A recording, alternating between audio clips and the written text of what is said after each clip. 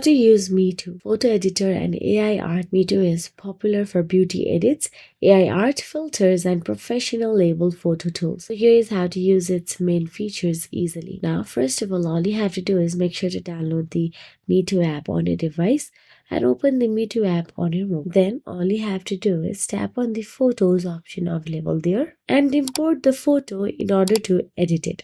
Or you can also tap on the camera icon available there and take a selfie. Now once you choose the photo, Meitu is known for natural enhancement. You can adjust smooth skin, face reshape, acne removal, teeth whitening, brighten eyes, slim face or body, and you can also tap beauty and adjust sliders and save. Now simply apply filters and effects, aesthetic filters, soft skin, retro, color grading, any according to your preference. But for some of the better versions, you need to get the paid subscription. So that is it. Once done, you can simply tap on the save and save. If you found this video helpful, please like, share and subscribe, and thank you so much for watching.